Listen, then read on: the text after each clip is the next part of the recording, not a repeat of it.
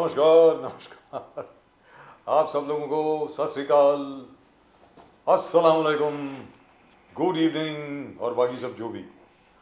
मेरा नाम है राजीव कौर बजाज यानी RKB और मैं हूं प्रदीप जी के साथ यानी एडवोकेट प्रदीप नामगियार जी के साथ। प्रदीप जी नमस्कार। नमस्कार सर, नमस्कार। और हम दोनों हैं इस वक्त नेशन नाउ पर। नेशन नाउ में हमेशा आपके साथ आप सब लोगों को जय हिंद, जय महाराष्ट्र, जय भवानी, जय शिवाजी, वंदे मातरम, वंदे मातरम, जय भारत, जय भारत, जय हिंद, जय Bharat. We are the only country in the world that has so many names, right? I mean, we are India, we are Hindustan. We are a country with absolute diversity. We are Hind, we are India, we are Bharat, we were always Bharat, Bharat Varsh, Bharat Khand, Bharat kuch na kuch. I hope we don't lose our other names. Bharat is fine. I love Bharat. But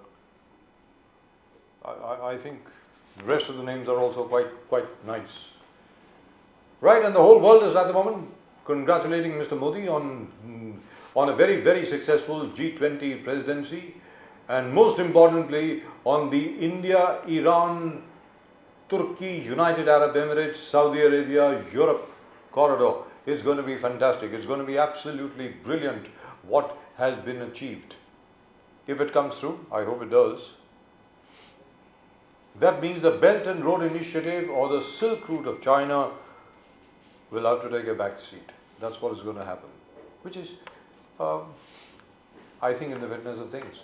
And the other thing is that the Canadian Prime Minister, President, is he the Prime Minister? Is he the President? Justin Trudeau. He's been sent off with a flea in his ear, especially with regard to the Khalistanis. Trudeau says that we believe in freedom of expression, great, but when that freedom of expression actually talks about killing Indians, killing killing the staff of the Indian consulates in Canada, that's not freedom of expression anymore. That's a call to violence, that's a call to murder, and I don't think any nation in the world can ever accept that. Pradeep ji. Sir, how can in any country, there is a threat to the diplomats, openly posters are put that you'll be killed, and yes, the government of the day doesn't respond. The government of the day is dependent on the 25 members of parliament who are from that pro-Khalistan party for its survival. So, but then India has to retaliate in this similar. Yeah, we will. और यहाँ सबसे बड़ी बात यह है प्रदीप जी, जहाँ तक Canada का प्रश्न है, Canada has refused visas. It's a blanket ban, by the way, from the Canadian government officially. Any armed forces personnel who have served in Jammu and Kashmir, any paramilitary forces personnel who have served in Jammu and Kashmir, any of our bureaucrats who have served in Jammu and Kashmir, or for that matter, any member of the Jammu and Kashmir police will not be granted a visa to Canada. Yes. I think we should retaliate. We should retaliate. We should retaliate, and that's it. I mean, this is nonsense what is happening over here, and Mr. Modi is absolutely right in telling Mr. Trudeau exactly where he gets off. I'm really proud of this Prime Minister. And at the moment with us, from the Bharatiya Janata Party, we have Rani Dwivedi ji. Rani Dwivedi ji, namaskar. नमस्कार sir, जय भारत, जय भारत, जय भारत, जय हिंद, जय हिंदुस्तान, जय India, जिंदाबाद। सभी अपने हैं, ऐसी क्या बात है, लेकिन जय भारत। बड़े दिनों के बाद आपसे मुलाकात हो रही है। भारत अपना है ना सर, सब कुछ अपना है पूरा। अरे मोदी जी कहते हैं वासुदेव कुटुंबकम, the whole world is one family. सब कुछ अपना है, अमेरिका भी अपना है मैम। एक दिन one of these days I think very shortly an Indian will be in the White House, just like an Indian is in Whitehall, similarly an Indian will be in the White House. हर एक कोई अपना है। लेकिन रानी द्विवेदी जी ये बताएं, ये G20 summit के बाद अब मोदी जी की जो स्थिति हो गई है, मोदी जी का जो स्तर है वो इस कदर हो गया है that the whole world, including China and Russia, both and apart from everybody else, they're thanking Mr. Modi. Amazing. You must be very proud. We're all very proud. He's our Prime Minister. But you work in the BJP. We all are very proud. भारतीय है, so we all are very proud. एक अद्भुतपूर्व ऐसी हमने G20 की summit देखी। मैंने तो राजीव जी जब से मेरा जन्म हुआ है, मैं 77 की बॉर्न हूँ, उस दिन के बाद से अगर कोई ऐसा इंटरनेशनल इवेंट अगर मैंने कोई देखा है तो वो G20 का देखा है। हमारी भारत की ताकत जी। एक छोटे बच्चे से भी पूछेंगे तो वो भी आपको G20 में क्या हुआ, कैसे हुआ, ये बता पाएगा। So it's a really proud moment. Gandhi ji कहती हैं कि तुम्हारा G20 और हमारा G20, अभी हमारा G20 आने वाला है, ये तो इनका G20। Is that a right thing to say? I don't think that's a good thing to say. मतलब ये अजीबोगरीब स्टेटमेंट आई है प्रियंका गांधी जी से। I am very disappointed, very frankly. I don't think Rajiv Gandhi ji और इंदिरा जी और Jawaharlal Nehru would have ever said such a thing. उनमें से कोई भी ऐसी बात नहीं करता। इन्होंने मतलब ये कैसे कह दिया तुम्हारा G20 और हमारा G20? ये क्या मतलब हुआ रानी जी? सर, अभी की उनकी जो परिस्थिति आप देखेंगे तो वो क्या बोल रहे हैं, कहाँ बोल रहे हैं, किस तरह बोल रहे हैं, वो एक ही लाइन चलते मैंने भी देखी, हमारा G20। सो ये भारत देश का G20, भारत ने होस्ट किया G20, तो हर भारतीय का हुआ। अब उनका नया कौन सा G20 है, इसका आप और मैं उत्सुकता से वेट करेंगे। जी। लेकिन इस तरह की इनमैच्योर जब स्टेटमेंट्स आती है तो सोचना पड़ता है कि किस तरफ अपोजिशन जा रहा है। लेकिन रानी जी, आपसे मैं एक व्यक्तिगत सवाल पूछना चाह रहा हूँ, व्यक्तिगत सवाल जी, आपसे। जी। क्या इनको मालूम भी है ये क्या बोल रहे हैं? मतलब क्या ये तोते की तरह मतलब रिपीट कर देते हैं जो भी इनको पढ़ाया जाता है? मतलब आपको भी फॉर एग्जांपल अगर पार्टी अगर आपको भी कोई ब्रीफिंग देती है कि रानी जी आपको ये आपको लाइन लेनी है, आप, मुझे मालूम है बीजेपी की ब्रीफिंग कैसे होती है, I have attended quite a few my self, कि किस प्रकार सामने से सवाल जवाब होता है, भाई ये क्यों, ऐसा क्यों, वगैरह वगैरह, हर एक कोई सवाल जवाब करता है। तो यहाँ ये लोग जो भी इनको पढ़ाया जाता है तोते की तरह बोल देते हैं हमारा G20। मतलब ये क्या हुआ? मतलब पूरे भारत की आपने बेइज्जती कर दी। ऐसा है सर कि हम जब कहते हैं कि हम भारत का प्रधानमंत्री अगर हम बनना चाहते हैं, या भारत का प्रधानमंत्री बनने के लिए किसी को 55 से 56 साल दिए जाते हैं जी। और उसे ब्रीफिंग में ये भी नहीं पता होता है कि अगर किसी ने एक सेंटेंस दिया है तो उसको अपने लैंग्वेज में उसे क्या बोलना है, वो रट्टा भी मारे तो उस रट्टे का भी हिसाब किताब कुछ होना चाहिए। जब हमें सब्जेक्ट की गहराई या विषय का पता नहीं हो तब इसको बालिश बुद्धि बोलते हैं सर। जी। हम इसे बालिश बुद्धि कहेंगे। अजीब जी, गरीब राजीव। मसला। I am very disappointed Pradeep ji, this is very disappointed. Rani ji, Modi ji ने अचीव किया G20 was a fantastic achievement. Economic integration between India, West Asia and Europe, a corridor, India, the Middle East and Europe. एक जबरदस्त किस्म के बिजनेस और economics में एक नया एक मोड, टर्न ऑफ इवेंट्स बोल सकते हैं वर्ल्ड के लिए। At the same time Congress का यही कहना है कि देखो लोकतंत्र खत्म है। राहुल गांधी थे, he was in Belgium, he was out of the country, बोले कि लोकतंत्र यहाँ पर खतरे में है, लोकतंत्र को सिर्फ कांग्रेस बचा सकता है, institutions are being threatened by BJP government and only Congress can save. तो when are we going to change Rani ji? How do you see this particular statement of Rahul Gandhi? उसी वक्त जहां G20 यहां पर हो, राहुल गांधी बाहर जाता है, बोलते लोकतंत्र खतरे में। How do you see that Rani ji? देखिए, जब पूरे देश के दुनिया के लीडर्स आपके देश में आए हो, आप जिसे होस्ट कर रहे हो, मैं और आप उस हर G20 का प्रतिनिधित्व करते हैं क्योंकि हम भारतीय हैं।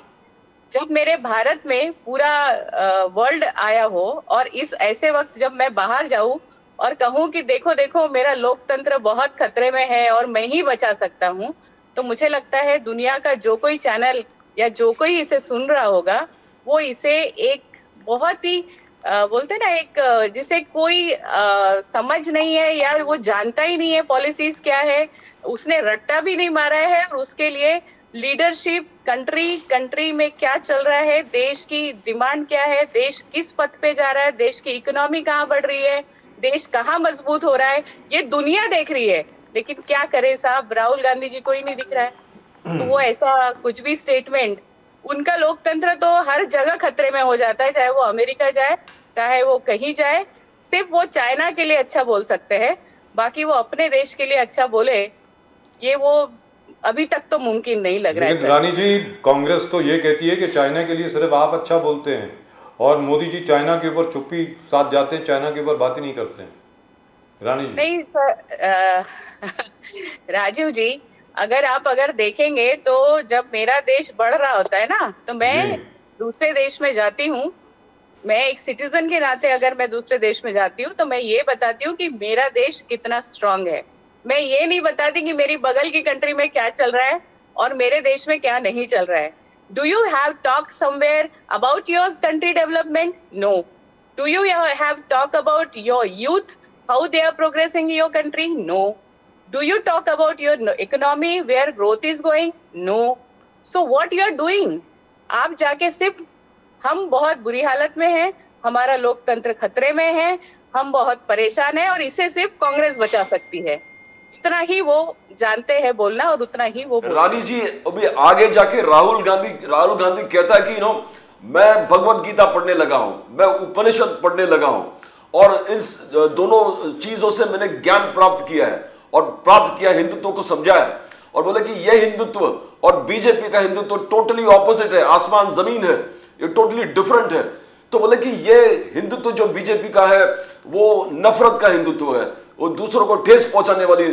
तो how do you see it? अभी राहुल गांधी भी भगवत गीता उपनिषद वो पढ़ के बोल रहे हैं कि Hindutva is totally different, Hindutva is not what BJP is preaching, that is not Hindutva.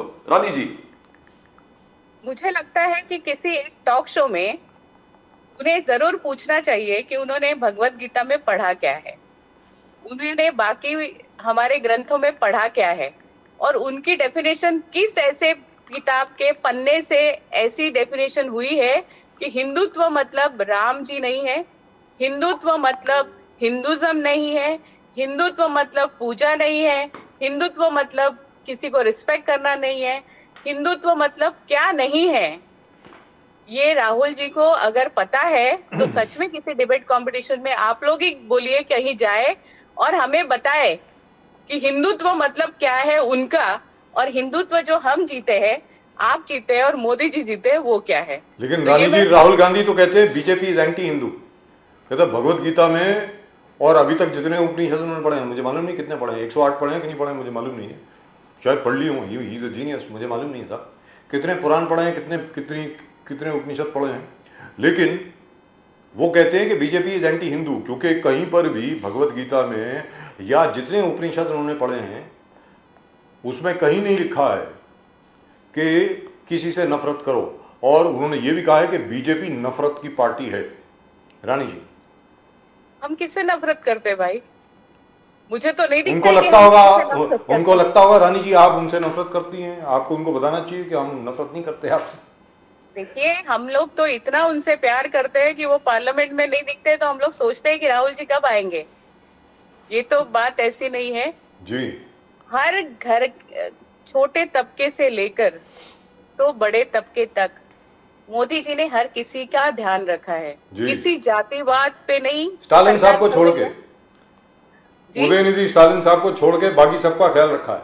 अब राहुल जी को उनका हिंदुत्व सही लग रहा है सर। अब उनके मन से ये बोला जाता है, उनको उनका हिंदुत्व सही लग रहा है। नहीं, वो तो बोलते हैं हिंदुत्व है ही नहीं, हम तो हिंदू ही नहीं है, हम तो तो द्रविडियन हिंदू है, भी हम तो नहीं है, एंटी वो हिंदू है। बोलते हैं कि हम सनातन खत्म करना चाहते हैं, हम तो- सनातन को खत्म करना चाहते वो हैं। तो कहते हैं सनातन मलेरिया की तरह है, कोविड-19 की तरह डेंगू है, की तरह है, मलेरिया के तरह है। डेंगू और की तरह हमारे है। यहाँ बहुत लोगों ने उस पर कमेंट्स किया है कि भगवान करे आपको ये सारी बीमारियां लगे, हम नहीं कह रहे, ऐसा लोग उनके ट्विटर पे कह रहे। तो अब ये मैं कहना चाहती हूँ, अगर सनातन, डेंगू, मलेरिया और ये सब है और ये हिंदुत्व राहुल गांधी जी ने महाभारत या गीता में पढ़ा है तो उनका हिंदुत्व उनको बहुत बहुत लख लाभो। लेकिन हमारे जो कार्तिक चिदम्बरम साहब हैं वो बोलते हैं कि उदयनिधि क्या नाम है उनका, स्टालिन जूनियर साहब जो हैं बिल्कुल ठीक बोल रहे हैं। वो कहते हैं कि भाई जब सनातन धर्म की बात तमिलनाडु में होती है, इसका मतलब है संदर्भ में अगर देखा जाए तो इसका संदर्भ जातिवाद से है, इसलिए सनातन की बात होती है। वो बात गलत नहीं है वैसे। पेरियार साहब, रामास्वामी पेरियार जो हैं, उन्होंने मतलब उनकी अगर रामायण के ऊपर उनके कथन अगर पढ़े जाएं, बाकी सब पढ़े जाएं, उनको तो बहुत बड़ा पुतला भी है चेन्नई में, श्री राम को लेकर के, लक्ष्मण जी को लेकर के, हनुमान को लेकर के, सीता जी को लेकर के, उन्होंने कोई ऐसा अपशब्द नहीं है जो इस्तेमाल ना किया हो। अगर वही फलसफा दोबारा अगर डीएमके लाना चाहती है तो उसके पीछे क्या वजह है? क्या ये वजह है कि भारतीय जनता पार्टी का बहुत बड़ा प्रभाव पड़ रहा है अभी तमिलनाडु में उसको काउंटर करने के लिए जो उनका पुराना anti north Indian, anti Brahmanical, anti Hindu, Dravidian फलसफा जो था, उसके पीछे जो लोग हैं उनको कंसोलिडेट करने के लिए वो बोल रहे हैं ऐसा।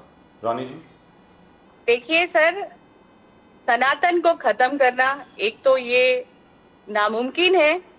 इस तरह का स्टेटमेंट क्यों दिया है ये जनता जानती है।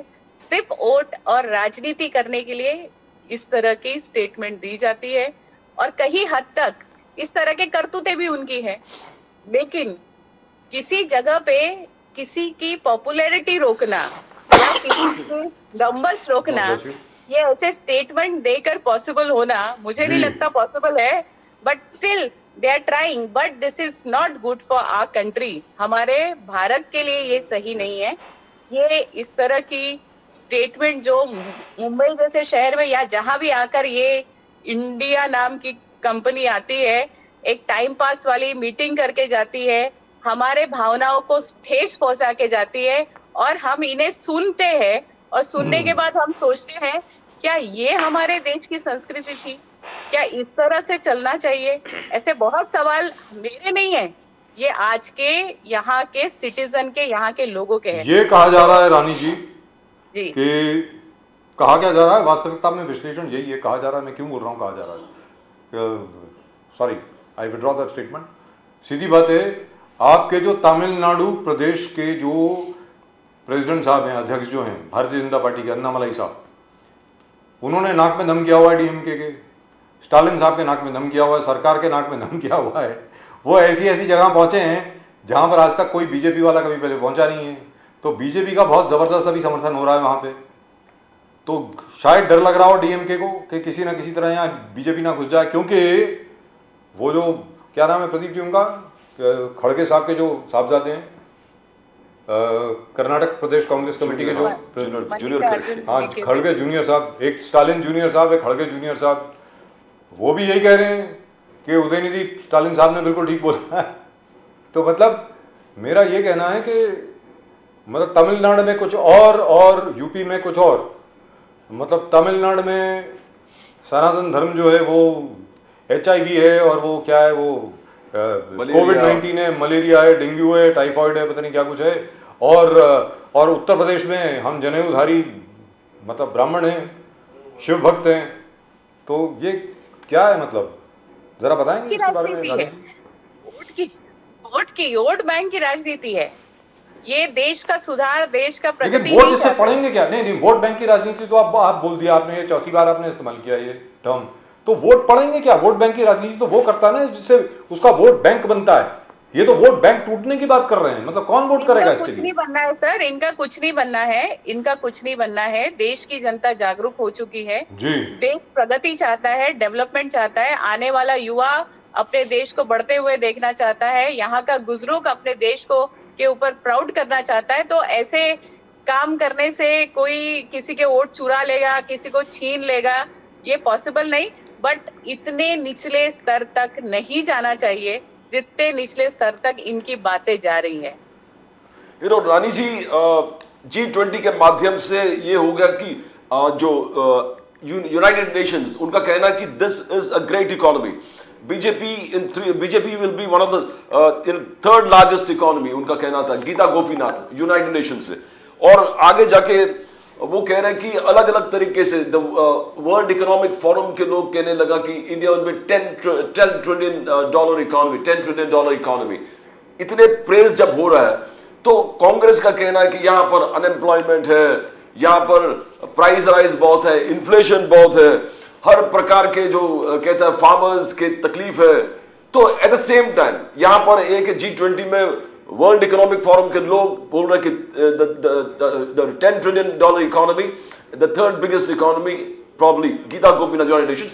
And Congress immediately same day press release, Mallikarjun खड़गे, अनएम्प्लॉयमेंट बहुत ज्यादा है, मोदी साहब कुछ कर नहीं पा रहे, फार्मर्स इशू में कुछ नहीं कर पा रहे, प्राइस राइज में कुछ नहीं कर पा रहे। How do you see this, एक disparity? Do you think that this kind of system should, जब देश में कुछ अच्छा काम हो रहा हो, how do you see this kind of comments from Congress?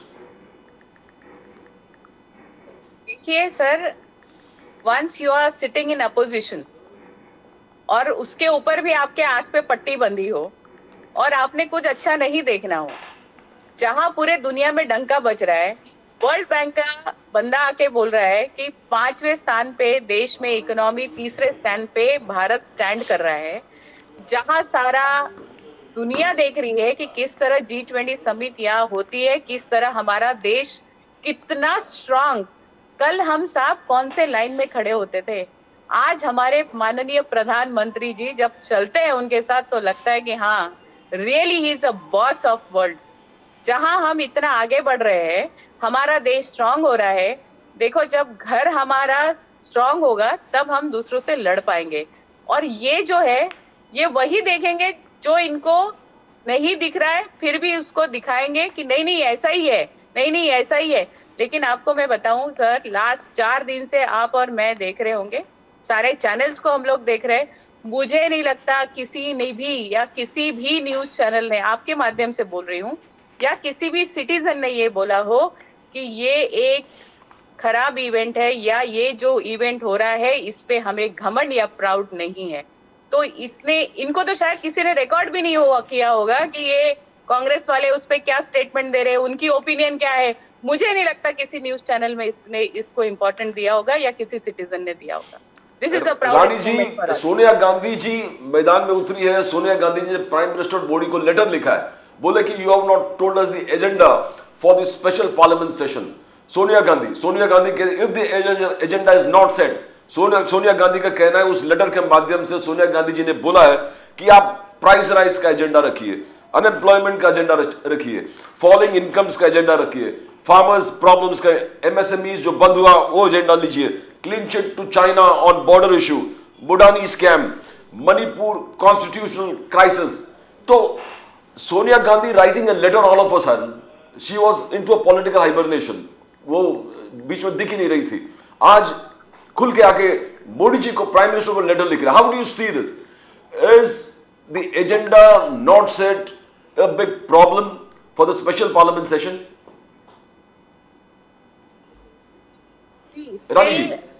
Yeah, being a spokesperson of BJP Maharashtra, still I don't know about the agenda, but आपने जैसा बोला ऐसा मैं भी सुन रही हूँ कि उन्होंने लेटर भेजा है, एजेंडा क्या है, वो पार्लियामेंट का, वो प्रेसिडेंट का, वो प्राइम मिनिस्टर का राइट है, और वो जो एजेंडा करेंगे उस एजेंडे पे हाउस लगेगा, और मेरे ख्याल से वो सबके सामने रखा ही जाएगा आज ना कल।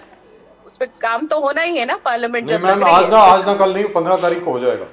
फिर हमेशा 2 दिन पहले होता है, जैसे बाय द वे पार्लियामेंट के किसी भी सेशन के पहले 2 दिन पहले स्पीकर साहब और राज्यसभा के जो चेयरमैन साहब हैं यानी वाइस प्रेसिडेंट जो हैं, वो ज्यादातर लोगों को बुलाते हैं, बताते हैं भाई ये प्रोग्राम है और इस तरीके से हम लोग करना। अब इनको जिस दिन अनाउंस हुआ उसी दिन इनको याद आता है कि एजेंडा आज ही मिलना चाहिए। हमारे यहाँ भी सुप्रिया सुरे जी का स्टेटमेंट आज या कल में था कि हमें एजेंडा नहीं मिला है, हमें एजेंडा नहीं मिला है, हमें एजेंडा नहीं मिला है। अरे मिलेगा, उसका भी एक प्रोसेस होता है, वो प्रोसेस से आपके पास एजेंडा आएगा जी। लेकिन स्पेकुलेशन ये है कि भारत का नाम जो है, इंडिया का नाम अब भारत ही रहेगा। जो अभी कॉन्स्टिट्यूशन में है इंडिया दैट इज भारत, अब वो हो जाएगा भारत दैट वाज इंडिया, ऐसा करके हो जाएगा। सुनने में ये आया है, क्या आपको ये सुनने में आया मैम? देखिए, मैं जब से मेरा जन्म हुआ है, मैं जो पोयम गाती हूँ, जो जनगण मन गाती हूँ, उसमें मैं भारत ही गाती हूँ। भारत भाग्य विधाता जी, भारत भाग्य विधाता जी, तो मैं तो भारत ही गाती हूँ। तो आगे क्या लगना है, पीछे क्या लगना है, उसका ट्रांसलेशन क्या होना है, this doesn't matter. Bharat is Bharat, ये आप और मैं हम सब एग्री करते हैं। लेकिन जो राहुल गांधी जी ने कहा ब्रसल्स में that we are okay with all the names, for us India, for us India is India and Bharat is Bharat, Bharat is also India. Rajiv ji, मुझे वही समझ में नहीं आता है, जो बंदा 6 महीने पहले भारत जोड़ो यात्रा निकालता है, उसको भारत से तकलीफ क्यों हो जाती है? भाई, भारत भारत है, आपके लिए भी है, मेरे लिए भी है, दुनिया के लिए है। जिसको समझ में आता है उसके लिए तो भारत ही है जी। और यहाँ पर एक और चीज है, ये सवाल ज्यादातर प्रदीप जी पूछते हैं, आज मैं पूछ रहा हूँ। आदरणीय सम्माननीय संजय राउत जी सबके बड़े अच्छे मित्र हैं, संपादक हैं सामना के। उन्होंने स्टालिन साहब को, स्टालिन जूनियर साहब को ये बोला है कि भाई देखो, भारत में 90 करोड़ से ज़्यादा हिंदू हैं, सनातनी हैं, तो ज़रा ध्यान से बोलो आप क्या करें। तो क्या ये इंडिया अलायंस रहेगी या आपको लगता है कि इसका मतलब फेयरवेल हो गया है, अलविदा हो गया मैं है? प्रदीप जी और राजीव जी दोनों को यही बताऊंगी कि हमने तो देखा है मुंबई में उन सबको साथ में कैसे ममता दीदी हाथ छुड़वा के जाने लग गई थी क्योंकि चेयर ही नहीं थी। जिस अलायंस के सारे ही लोग प्राइम मिनिस्टर के दावेदार हो, उस अलायंस का फ्यूचर क्या होगा, वो कहाँ तक चलेगी, उसकी हालत क्या होगी। दो चीजें हैं, एक तो हर किसी को प्रधानमंत्री बनना है और दूसरी हर किसी के एजेंडे, हर किसी की पार्टी की टैग लाइन अलग अलग है। अब सिर्फ एक लेकिन उद्धव ठाकरे जी कहते हैं हमारे पास तो बहुत प्रधानमंत्री के उम्मीदवार हैं, बीजेपी के पास तो एक ही है, यानी एनडीए के पास तो एक ही है, इंडिया के पास तो बहुत है। सभी है। हाँ बहुत है, तो जब बहुत होते हैं ना तो कबड्डी की मैच भी होती है। जी रानी जी, आज उद्धव ठाकरे जी ने एक कहा कि राम मंदिर का निर्माण, इसमें बीजेपी पूरे देश से अलग अलग जहां से राम मंदिर का निर्माण के लिए लोग आएंगे और उस सेरेमनी के बाद जब लोग लौट के अपने अपने एरियाज में जाएंगे, घर में जाएंगे, तो BJP wants to create a Godhra. That is what Uddhav Thackeray said. Uddhav Thackeray ji बोल रहे हैं कि BJP wants to create a Godhra and BJP wants to take political benefit out of this. Now how do you see this kind of a statement coming from Uddhav Thackeray? Because why will anybody want the same kind of rights back again? Godhra and kya Godhra? How do you see this particular statement? Ram Mandir, Godhra. Pradeep ji, इतना बड़ा राम जी का मंदिर बन रहा है अयोध्या में, हर कोई श्रद्धा से उसको नतमस्तक हो रहा है। And I wanted to know that he have a script about this. What kind of statement he is giving? अरे कुछ तो शर्म करो यार आप। मतलब 2 साल आप घर में बैठे रहे और कोई काम कर रहा है तो इतना गंदा आप बोलोगे कि देश के लोगों के जान के ऊपर आप इस तरह की स्टेटमेंट देते हो, वो भी उस कार्यक्रम के पहले। मतलब कितना शेम बोलना चाहिए ना, उतना कम है इस स्टेटमेंट के लिए। जहाँ पे श्रद्धा से लोग जाते हैं, जाएंगे, राम जी के दर्शन भी करेंगे, राम जी का स्थापना भी होगा और लोग बड़े भक्ति भाव से अपने घर में वापस भी आएंगे। ये किस तरह का हिंदुज्म है? ये बाला साहब ठाकरे के बेटे हैं। लेकिन यहाँ पर एक चीज, there's a technical difficulty here, very small but it's a technical difficulty. Godhra में तो विश्व हिंदू परिषद के जो कार्यकर्ता थे उनकी जान गई थी। मतलब जो ट्रेन जलाई गई थी उसमें 48 प्रदीप जी 50 थे, कितने 50 के 52 थे स्वयंसेवक थे सर जी। वो तो सब कार सेवक थे जो अयोध्या से सेवा कर करके वापस आ रहे थे। तो मतलब उद्धव जी ये कह रहे हैं कि बीजेपी जो है वो हिंदुओं को मारेगी। मतलब पूछना चाह रहा हूँ तो क्या अभी मैं आपसे वही बता रही हूँ, मैं आपसे वही कह रही हूँ राजीव जी, जिनके परम पूज्य पिताजी बाला साहब ठाकरे जिन्हें हम हिंदू सम्राट कहते हैं, उनके बेटे से इस तरह की स्टेटमेंट, जैसे उन्होंने स्क्रिप्ट लिखी हो कि दर्शन होंगे, लोग वापस आएंगे और फिर ऐसा घात पात होगा, इस पे तो इनको अरेस्ट कर लेना चाहिए। इस तरह की स्टेटमेंट दे सकता है? क्यों नहीं करते? सरकार आपकी है। होगा सर, सब होगा, सरकार आपकी सब होगा, सब होगा। मतलब एक minute, so Uddhav Thackeray will be arrested. We can say that on BJP's behalf. साहब मैं किसी के बिहाफ पे ये नहीं बोल सकती, लेकिन मेरा ये पर्सनल कहना है कि इस तरह की, जिस तरह की धर्मनिरपेक्षता, जिस तरह की स्टेटमेंट, जला देंगे, तोड़ देंगे, मार देंगे, इस तरह के अभद्र जो हम बड़े बड़े सभाओं में से बात करते हैं, ये ऐसा तो नहीं ना कि मैंने घर में एक आदमी से बोला हो। ये एक बड़ी सभा, जनसभा चल रही है, उस जनसभा में आप इस तरह की स्टेटमेंट करते हैं, which is not acceptable. But by the way, this fits the definition of hate speech, and this fits the definition of creating enmity between communities. So, Mr. Uddhav Thackeray is liable. On that there is no doubt. Uddhav Thackeray जी ने जब ये statement कही है, anybody can go to court and take him to task as to why he should not be arrested. Let's be very clear. अगर मैं आज ऐसी statement बोल दूं, मुझको तो अरेस्ट कर लेंगे साहब, कोई तो 2 मिनट नहीं लगाएंगे। आप भी अगर ऐसी स्टेटमेंट बोलते हैं तो आपके खिलाफ भी केस हो जाएगा। रानी जी सर, ये बहुत बड़ा गलत स्टेटमेंट है। आपने क्या कहा है? आपने उस जनता को, जो ये तो जनता भड़काऊ वहां भाषण हो जाने गया वाली ना, है, भड़काऊ भाषण हो गया है तो। भड़काऊ भाषण से ज्यादा it's like someone right the script and he is reading. कल क्या होगा जी आप और मैं नहीं बता सकते, वो हमें बता रहे हैं। So many doubts can be created, is all about the thought process, what thought he's taking in his mind, and the way he's going, it's not good for him also. Rani ji, over the days, I mean over the few days, Uddhav Thackeray ji personal attacks Devendra Fadnavis ji पे बहुत करने लगा है, very very personal and very personal attacks.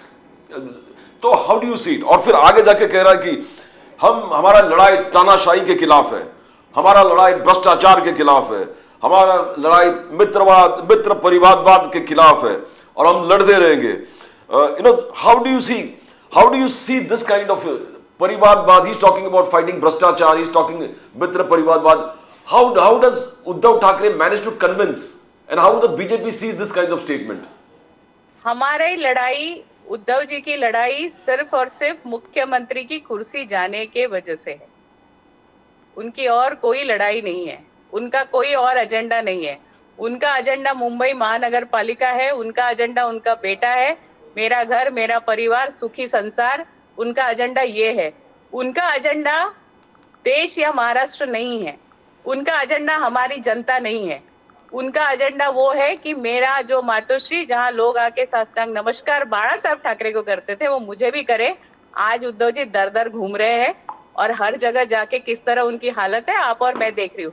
मेरा नेता माननीय देवेंद्र फडणवीस जी, उनके बारे में बोलने के पहले इनको सोचना चाहिए। और अगर ये फिर भी बोल रहे तो इनको, जो ये 2 साल घर के अंदर बैठे थे ना, मैं नहीं कहती, लोग कहते हैं घर कोमड़ा, घर में बैठ के सरकार चलाने वाला मुख्यमंत्री इस महाराष्ट्र ने पहली बार देखा है।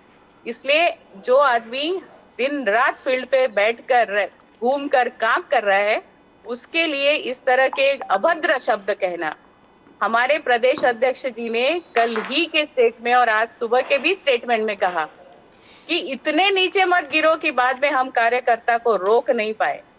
ये एक मैच्योर्ड पर्सनालिटी जिन्होंने मुख्यमंत्री का पद ग्रहण किया था, उनको इस तरह की भाषा बिल्कुल भी शोभा नहीं देती। मैं नहीं कह रही हूँ, लेकिन लोग इनको घर कोमड़ा, कोई और कुछ, कोई कुछ, इस तरह के इनके भी नाम रखे गए हैं।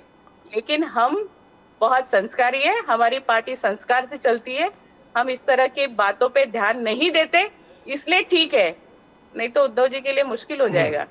रानी जी, आखिरी सवाल ये, आज देवेंद्र फडणवीस जी ने शायद कोई एनडीए की मीटिंग ली थी, जिसके अंदर ऐसा आशीष शेलार साहब ने कहा है कि ये तय हुआ है कि मिनिमम 40 सीटें और टारगेट है 45 सीटों का लोकसभा में 48 में से इस बार एनडीए के लिए। तो आपको लगता है कि आप ये अचीव कर पाएंगे? सर, हम 45 प्लस जाएंगे। 45 प्लस आउट ऑफ 48? 45 to 48 हम जाएंगे सर। 45 to 48? हम काम कर रहे हैं ना सर, हम कब बोल सकते हैं? जब हम काम कर रहे हैं तब हम बोल सकते हैं। यहाँ तो प्रधानमंत्री की रेस में सिर्फ मैं प्रधानमंत्री कैसे बनूंगा, सीट कहीं से भी आए, लेकिन मैं प्रधानमंत्री कैसे बनूंगा, इसका अलाइव चल रहा है हमारे यहाँ सर। हम ग्राउंड लेवल पे, आप ही के चैनल पे शायद मैं आज बहुत दिनों बाद आई हूँ जी, क्योंकि जिस तरह के कार्यक्रम, जिस तरह के प्रवास, जिस तरह के हम लोगों से कनेक्ट होकर उनकी तकलीफें, उनकी सारी चीजें हमारी सरकारों में पूरी कर रहे हैं, वो आसान टास्क नहीं है। हमारा ग्राउंड लेवल तक का कार्यकर्ता दिन रात अपना इस देश के लिए दे रहा है, तो उसका इफेक्ट तो चुनावों पे पड़ेगा ही ना। wonderful, wonderful. So the BJP expects to win at least 45 seats and may actually win all 48 as well. That'll be nice, because after all you did it. It's not as if you've not done it before. You've done it in Rajasthan earlier. Rajasthan में 100% seats आपकी गई थी 2019 में, और मध्य प्रदेश में भी 29 से 26 सीटें आपके पास आई थी पिछली मरतबा। So it is not impossible. So all the very best to you ma'am. एक कोट करना चाहूंगी राजीव जी। जी, छोटा सा मेरा एक्सपीरियंस है। बोलिए ना प्लीज। हम जब छोटे छोटे घरों में भी जा रहे ना, और हम नहीं कह रहे हमारे ऊपर कोई बीजेपी का बैच नहीं है, स्कार्फ नहीं है, still if we are asking देश का पंतप्रधान कौन होना चाहिए, तो बोलते नरेंद्र मोदी होना चाहिए। नो वन, मतलब 99 नहीं, 100% लोगों ने एक ही बात कही है। ये मेरा अपना एक्सपीरियंस है। जी। So, और मुझे लगता है कांग्रेस के प्रवक्ताओं से, नेताओं से बात कीजिए तो हर एक को ये बोलता है कि हम जिस घर में जाते हैं हर एक को ये बोलता है कि देश का प्रधानमंत्री कौन होना चाहिए, वो कहते हैं राहुल गांधी होना चाहिए। नहीं, मैं off the record, you are the news personalities, but मैं आपसे भी पूछूंगी, तो दिल में कहीं ना कहीं तो अपने देश का पंतप्रधान ऐसा ही होना चाहिए जो बॉस हो। ये आपको भी लगता होगा। Right, ma'am. Thank you very much. Thank you very much for joining us. Great pleasure, as always, talking to you. So nice of thank you. You so much. जय हिंद, जय महाराष्ट्र, जय भवानी, जय शिव, वंदे मातरम। वंदे मातरम, जय भारत। जय Bharat. Thank you. Thank you so much. Wonderful, wonderful talking to you. It's always a pleasure having you on the show, man. Thank you very much.